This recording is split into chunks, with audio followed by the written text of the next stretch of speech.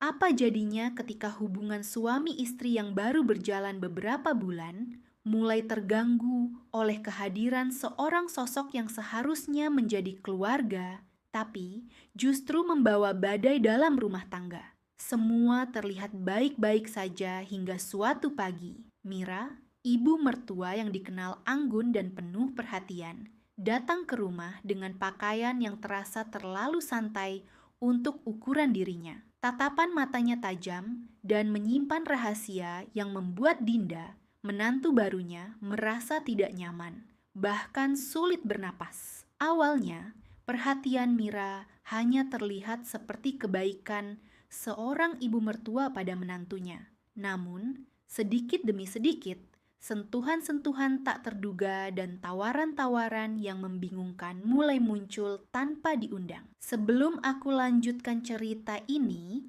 jangan lupa untuk like, komen, dan subscribe channel ini agar kamu tidak ketinggalan kisah-kisah penuh drama dan misteri lainnya. Aktifkan juga notifikasi agar kamu selalu update dengan episode terbaru. Menurutmu, siapa yang paling bersalah dalam kisah ini? Tulis pendapatmu di kolom komentar. Terima kasih dan selamat menikmati cerita. Matahari pagi menembus celah tirai jendela, menyapu hangat ke seluruh ruangan kamar tidur yang masih berbau segar dari tidur malam sebelumnya. Aku menghela napas panjang sambil menatap foto pernikahan kami yang terpajang di meja samping tempat tidur. Wajah Reza yang tersenyum dengan tulus dalam balutan jas hitamnya masih mampu membuat hatiku berdebar. Walau sudah hampir 6 bulan, kami menjalani hidup bersama sebagai suami istri. Dinda, kamu sudah bangun? Suara lembut yang kudengar dari balik pintu itu membuatku terkejut. Aku mengenali suara itu, suara ibu mertuaku, Mira. Iya bu, aku sedang bersiap. Jawabku pelan sambil segera merapikan baju tidur yang masih kukenakan. Pintu terbuka perlahan. Mira masuk membawa nampan berisi sarapan pagi. Daster sutra berwarna krem yang dikenakannya mengikuti lekuk tubuhnya dengan anggun. Rambut hitam, panjangnya tergerai alami, dan aroma parfum kayu manis, serta vanila yang khas mengisi udara ruangan. Aku buatkan nasi goreng spesial, resep keluarga, katanya sambil meletakkan nampan di atas meja samping tempat tidur. Tangannya tidak sengaja menyentuh ujung jariku lebih lama dari yang seharusnya. Aku menahan diri untuk tidak menunjukkan rasa gelisah. Reza lagi di luar kota, Bu? Tanyaku berusaha mengalihkan pembicaraan. Iya, ada meeting sampai besok. Jawabnya sambil duduk di ujung ranjang. Matanya tak lepas dari wajahku, menatap dengan intensitas yang membuat aku sulit menatap balik. Kamu pasti kesepian ya? Di rumah sendirian. Suaranya turun setengah oktav. Terdengar lebih lembut dan penuh arti.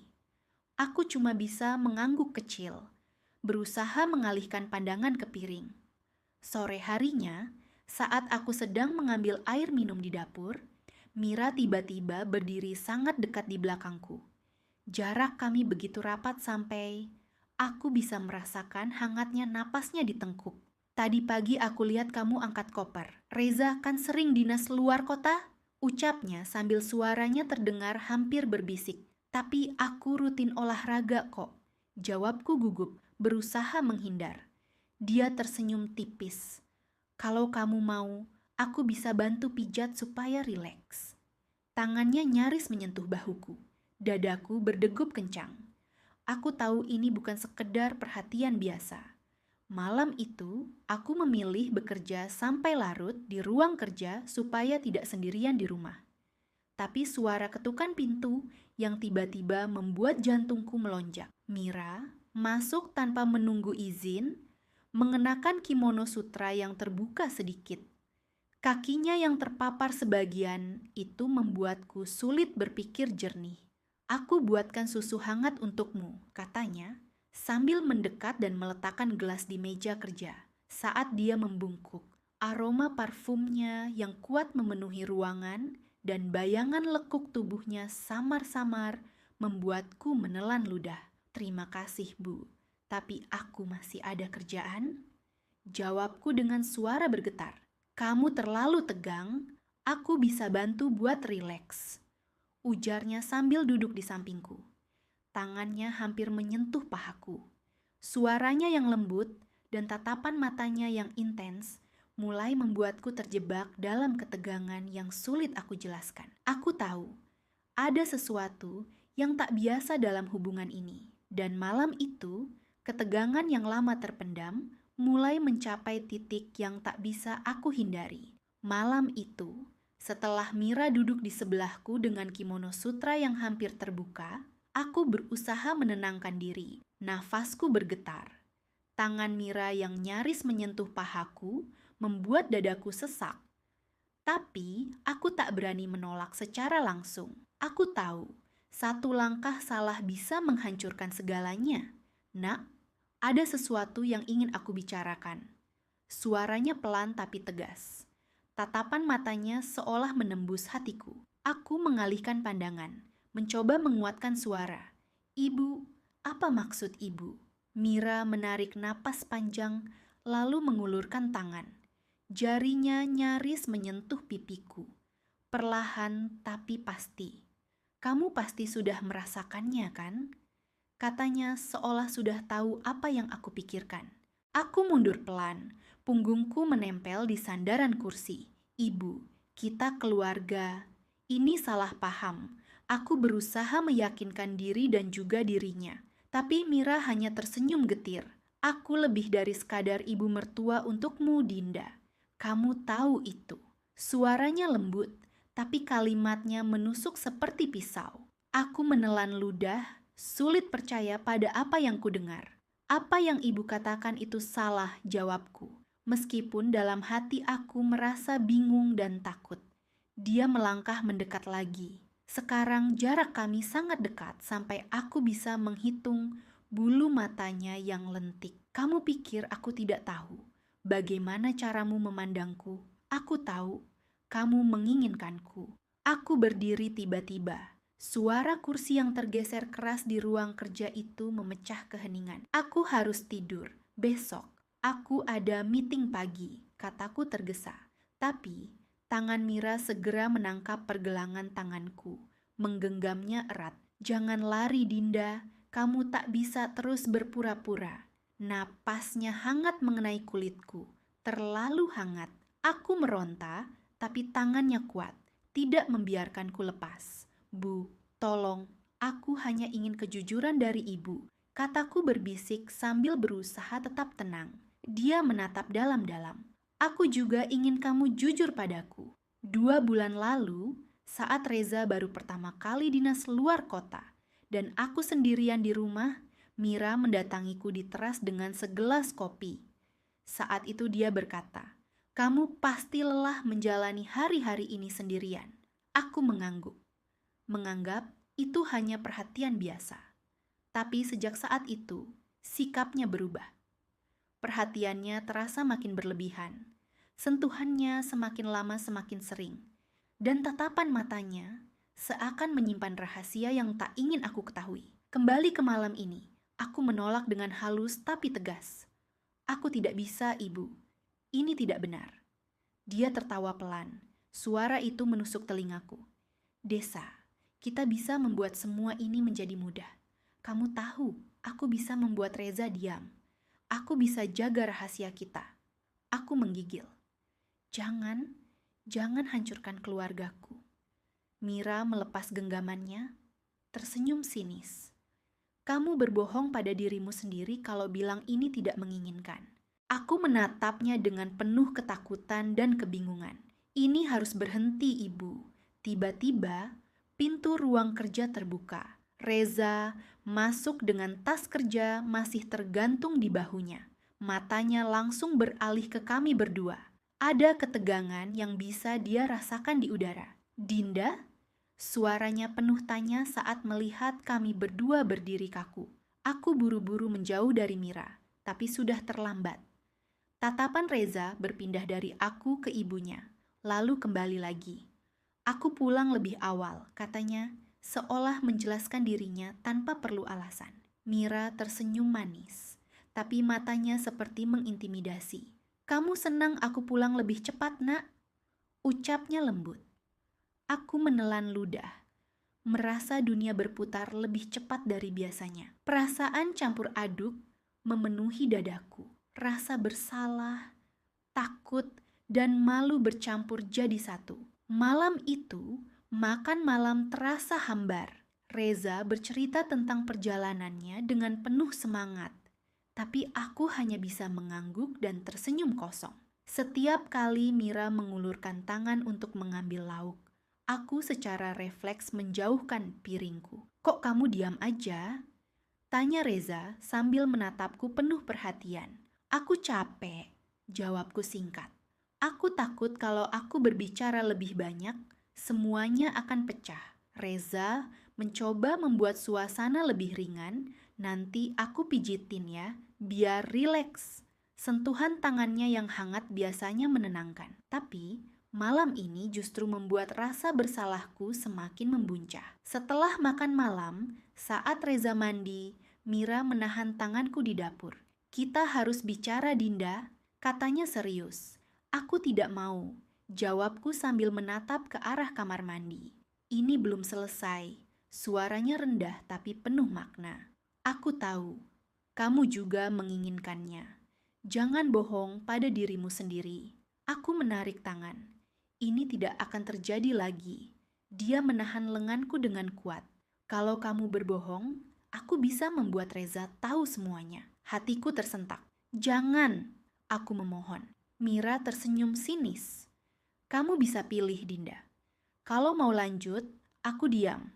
Kalau tidak, aku tidak bisa jamin." Aku berbaring di tempat tidur dengan pikiran yang berputar liar. Di sebelahku, Reza tertidur pulas. Tidak tahu apa yang sedang terjadi di dunia kami. Pesan dari Mira di ponsel muncul. "Aku tunggu di kamar. Kamu punya waktu sampai Reza bangun." Jarum jam menunjuk 2.30 dini hari.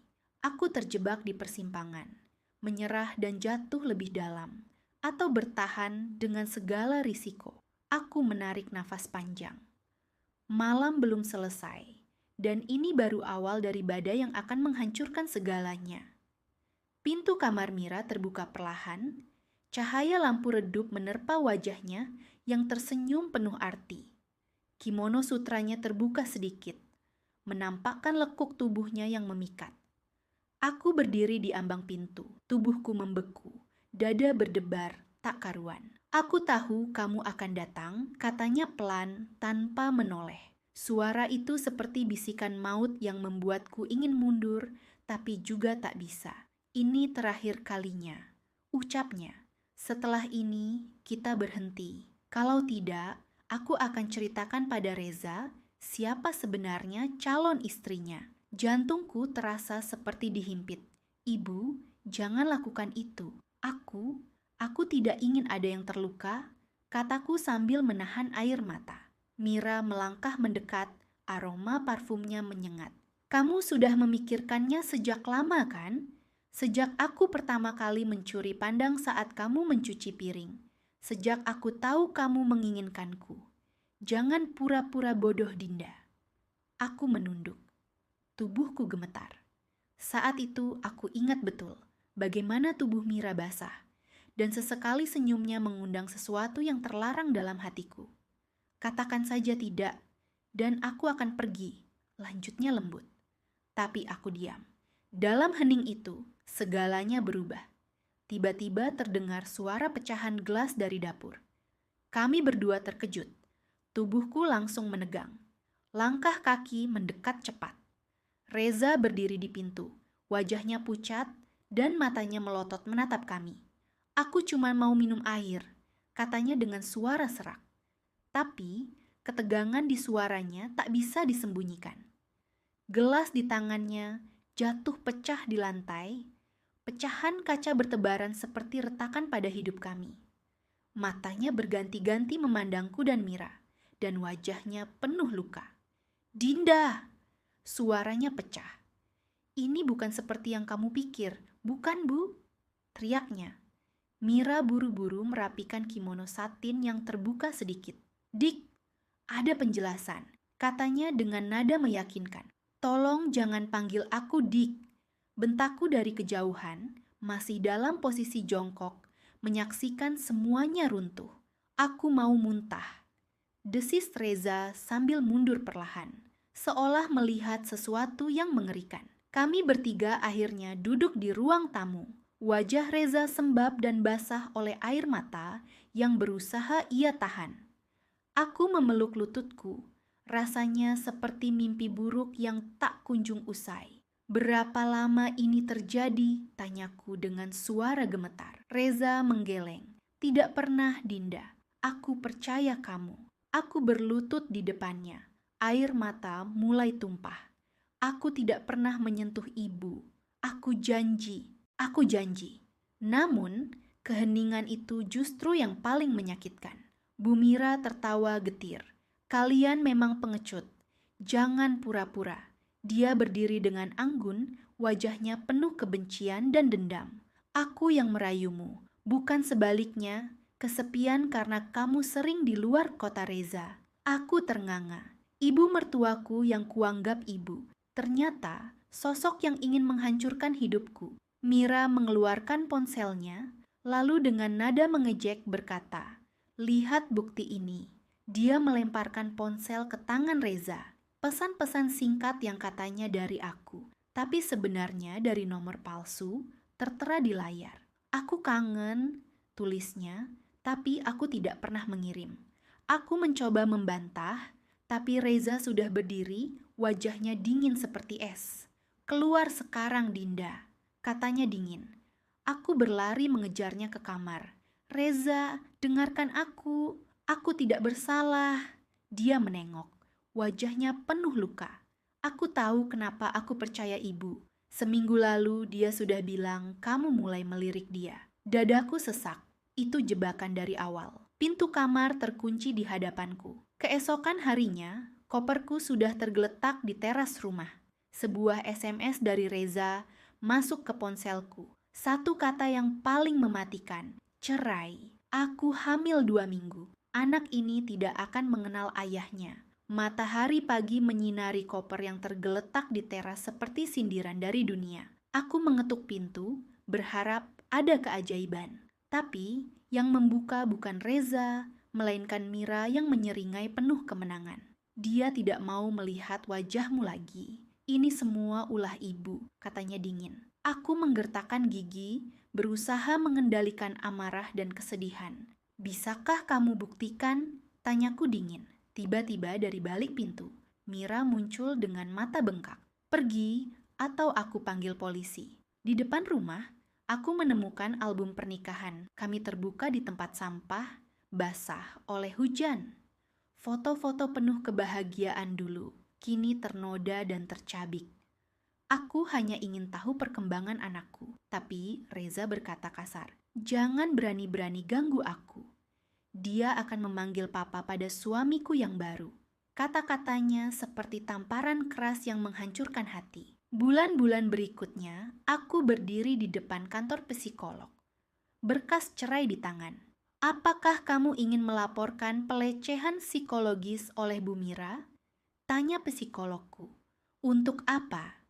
"Aku sudah kehilangan semuanya," jawabku dengan suara parau. Saat mengambil barang di rumah, aku berhadapan langsung dengan Mira. "Kamu menang, Ibu. Tapi ingat, karma itu nyata." Dia tertawa sinis.